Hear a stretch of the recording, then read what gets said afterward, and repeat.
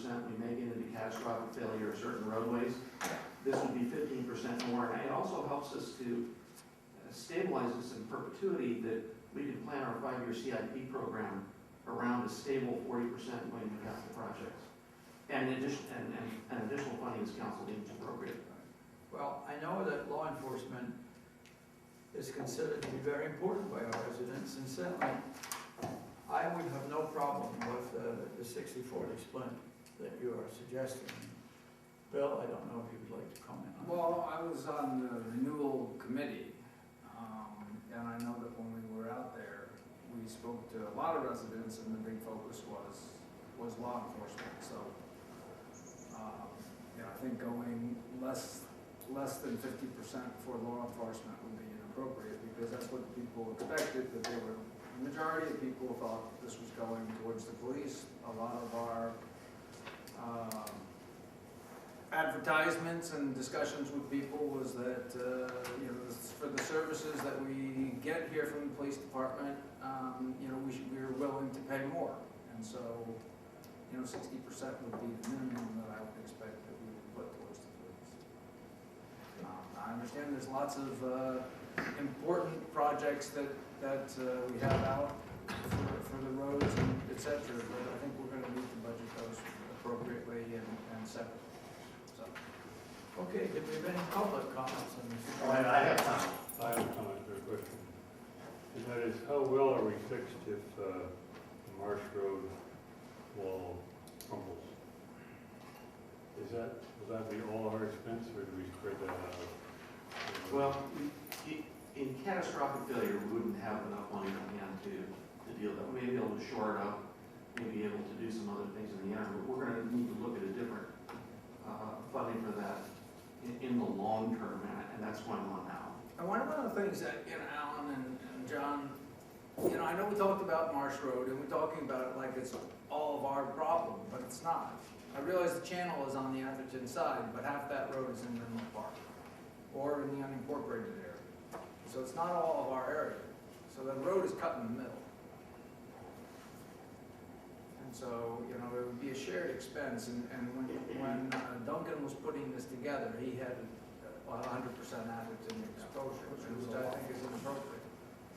So, when push comes to shove on that, I think that we need to make sure that we're using all the funds available, and I think some of our neighboring communities need to pick up some of the fees, especially when Menlo Park is going to be building a big hotel structure just at the end of it.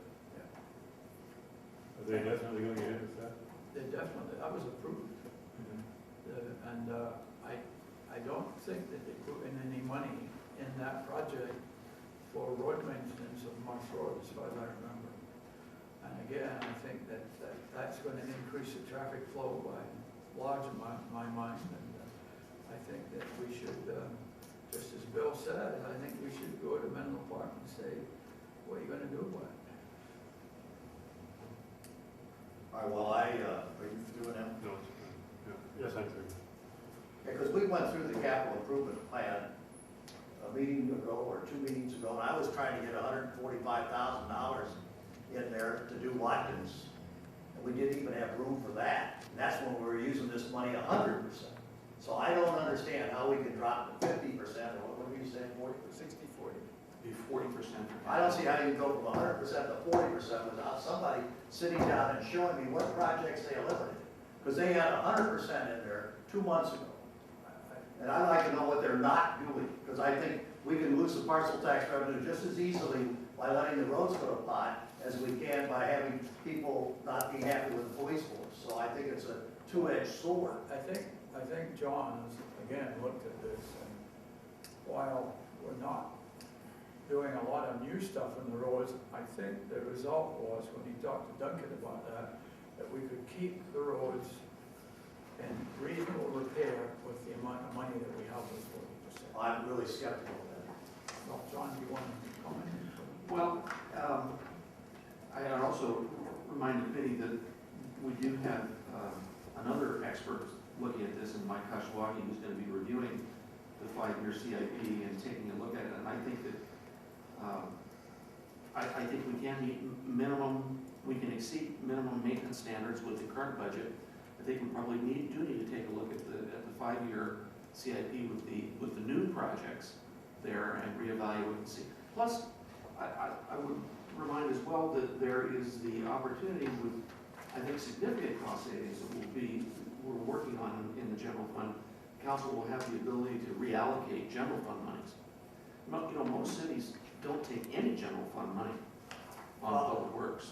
Why are we, don't you have 2 reports coming out on both sides of the fence? I do. Can't we get those reports and then make this decision? Because when they came up with a lot of changes and savings, that we could do both. I mean, we're making a judgment here without having the facts, because your reports, I think, will be very enlightening on both sides of the fence, both the police and the non-police folks. I mean, I don't have anything, I'm not trying to pick on the police one way or the other, I just know that we gotta get a parcel tax passed 2 years from now, and if we don't maintain the streets, well enough, then we'll lose the parcel tax for that reason. Well, If we have the police department. I think the majority of people, as I said, and I don't mean to be confrontational, right, but I think that a lot of the parcel tax funds came from the police, supported the police. Jim, is there an opportunity for me to comment at this point? Absolutely. This is I'm Paul. showing Paul in case. Sure, so when Greg's finished, But anyway, I think there's a problem here in how the public perceives the parcel tax. And I've done a lot of research, and just like Bill said, most people perceive it's for the police department. You folks, I think, supplied lawn signs saying safety first all around town on the last parcel tax. And the real rub here is the description that you put on the ballot. And it's, I think it was Measure S or Ordinance S. And it had nothing referring to capital improvements. Absolutely nothing. This morning, it was read to me by her, and the wording, I wish I had the wording. It's not, it's a factual question, we can just read it. Well, absolutely, and I have. I mean, just trust me, I think it Well, was. he read it to me this morning. Okay, and I've sent it to her about 5 times, so he's got my copy of it. What went into the boilerplate that the city attorney put into the minutes, most citizens did not see. And there was a court case in Oakland just recently, and the courts determined that actually what people see on the ballot is the governing issue. You can bury all sorts of stuff in the main part of the ballot, but that is the rub, that's the confusion. Yeah. I don't have it with me. So Well, it's a factual question, that's not arguing about it, we can Okay, get it. all right, but that's what was on the ballot. That's what people pulled the handle, or they got on the description from the county who puts that out. And so, you know, if you just ask people, what's the parcel tax for? Well, it's for, you know, it had some roads in it, storm drainage, public safety, but it was all, first item was the police department. I agree, I mean, that's probably #1 priority, I'm not arguing with that, I'm just saying we can't ignore the other things that were in that Yeah, sentence. right, but I would also offer my own personal opinion. If you don't have a police department, you don't have a parcel Hey, tax. I'm not saying that, I'm not challenging that at all, I agree with that 100%. I'm not supporting the police 100%, I'm just saying, we need to do both. You know, Greg, we are also looking at both the police organization and the administrative organization in great detail. I know. And clearly, there are going to be some recommendations come up